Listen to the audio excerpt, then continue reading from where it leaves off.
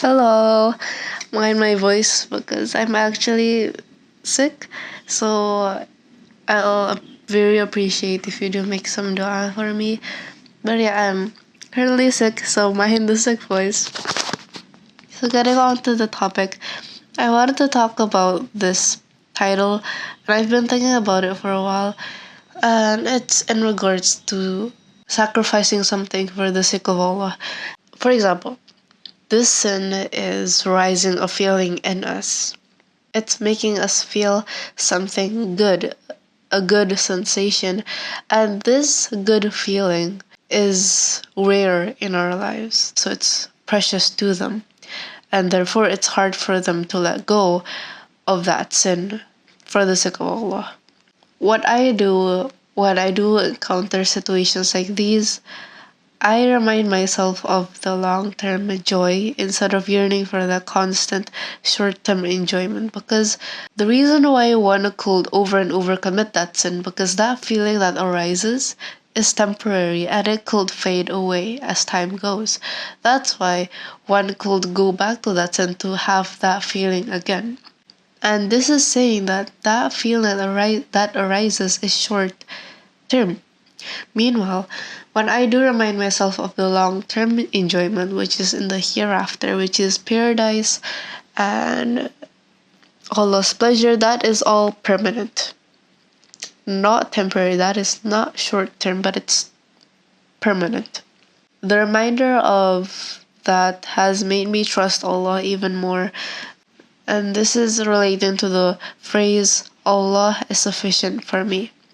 So this has made me trust Allah when I was faced with moments like this, and also faced with moments where I could have been ungrateful. And what I mean by that is when I saw that other people are having so much fun with their extravagant life of partying and having luxurious food, cars, clothes, and just materialistic things in general. And in these times is where Shaitan tempts us to be ungrateful because we get to see the things that we have and we get to compare our hardships to their highlights. And this could make one insecure and ungrateful. But this time, when I stuck to this reminder that Allah is sufficient for me and that the joy of the hereafter awaits, I begin to be okay with the normal and the simple. Because through that, I got to cherish a lot more things in my life, and it doesn't even have to be luxurious. And this especially goes to those moments where I didn't have things go as planned, and there is a split second where I could have just been disappointed and sad. But there was something particularly different this week because when I do experience those moments, there is always this thought in my mind saying, it's gonna be okay. And that small yet powerful thought relieved me and made me trust Allah. Because this phrase is sourced from a trust of Allah that although I may not have what I want right now, although it may not be as enjoyable, happy, and easy right now, I trust in Allah that He will provide for me what is sufficient for me, and I'm enough with that. I'm enough with knowing that Allah has it all planned for me and that I may not be able to see the full view of what my life will turn out, but the most kind and the most generous is in the hands of that view and is the one who is planning my whole life, and He is the best of planners.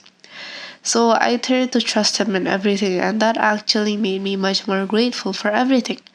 Not just for the things that are deemed as enjoyable, such as an invitation to a feast or receiving gifts, but even the simplest things, such as having food on the table, having neat clothes, and for having a loving family, and especially for having a shelter that could protect me from harm.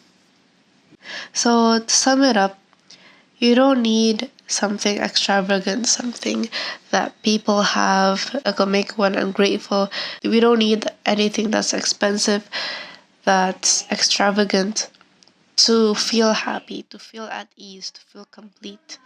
But we just need Allah.